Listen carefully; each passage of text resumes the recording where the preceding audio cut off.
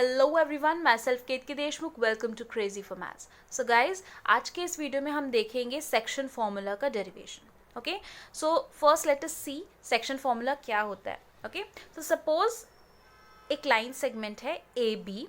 यहाँ पे ए के कोऑर्डिनेट्स हैं x1, y1 एंड बी के कोऑर्डिनेट्स हैं x2, y2। ठीक है, एंड यहाँ पे है एक पॉइंट P है जिसने लाइन सेगमेंट ए बी को इंटरनली डिवाइड किया है इस तरीके से कि A P upon B P is equal to m1 upon m2। Okay, m1 and m2 की रेशियो में पॉइंट P ने ए बी लाइन सेगमेंट को इंटरनली डिवाइड किया है। ओके, एंड P के कोऑर्डिनेट्स क्या हैं, x, y।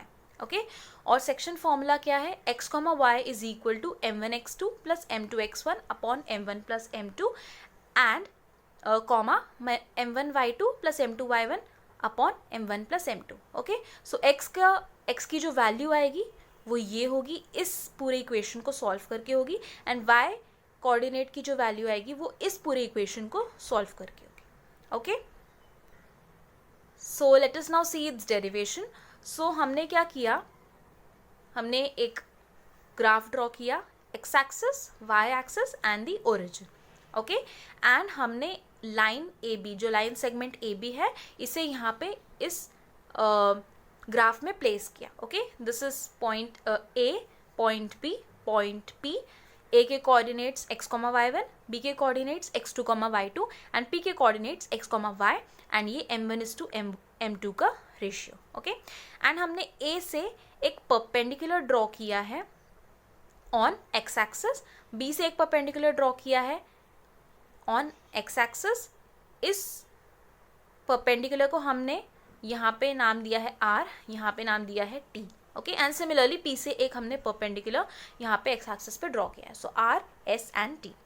Okay, similarly point a से हमने x एक्सिस के पैरेलल में एक लाइन ड्रॉ की है जो कि p s पे मिलती है, एंड सिमिलरली p पॉइंट से एक लाइन x एक्सिस के पैरेलल में ड्रॉ की है जो b t इस लाइन सेगमेंट को जाके मिलती है।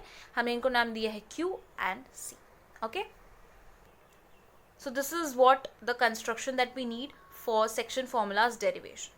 Okay, now I have written this equation as PA upon PB is equal to m1 upon m2. So since point P has internally divided line segment AB in the ratio m1 and m2, therefore this is the equation which comes out. ठीक है, point P जो है उसने line segment AB को m1 m2 के ratio में divide किया है, इसलिए PA upon PB is equal to m1 upon m2, क्योंकि PA की value will be m1, PB की value will be m2। Okay, m2 into some value. Okay, so इसलिए PA upon PB is equal to m1 upon m2।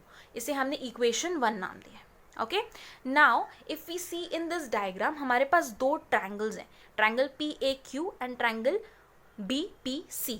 Okay, and since हमने point A से x axis के parallel में एक line draw की है और पॉइंट P से x एक्सिस के पैरेलल में एक लाइन ड्रॉ की है, इसलिए एंगल BPC और एंगल PAQ ये दोनों इक्वल हो गए।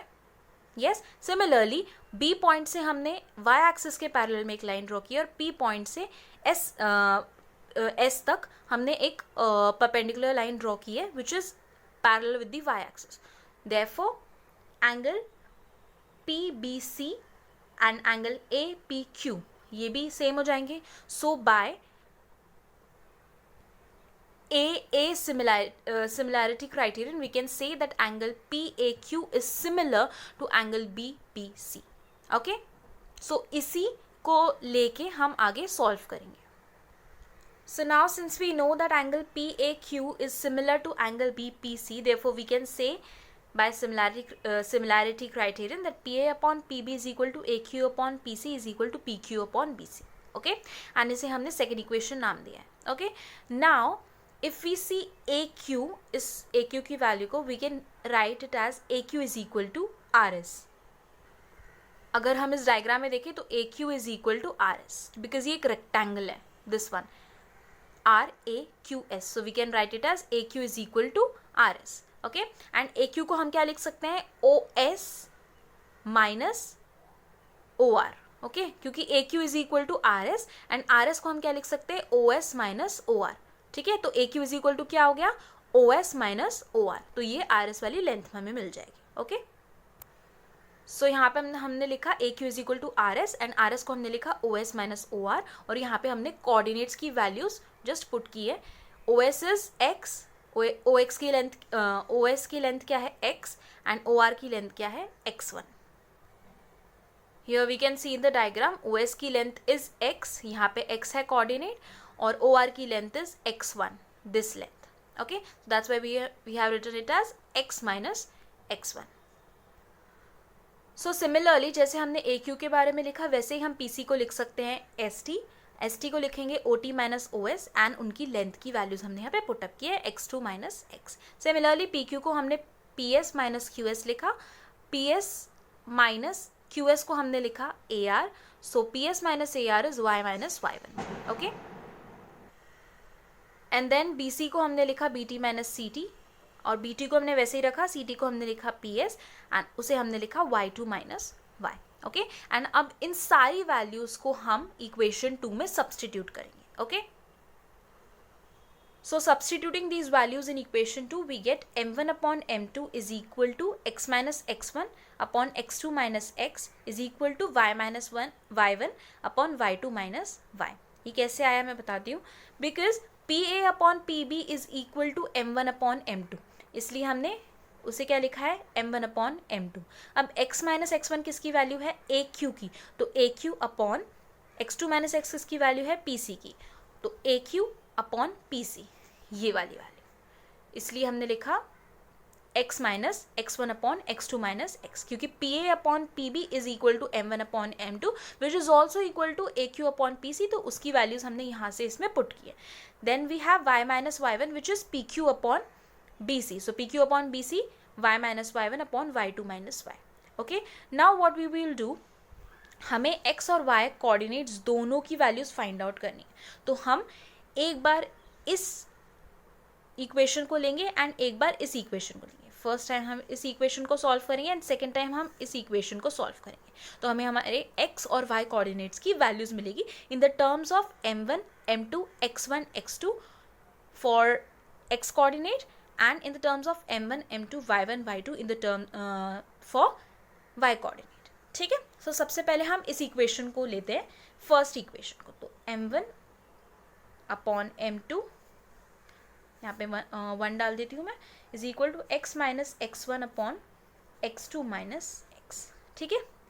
अब इसे सॉल्व करेंगे, क्रॉस मल्टीप्लाई करते हैं, तो okay I will just write in the next line.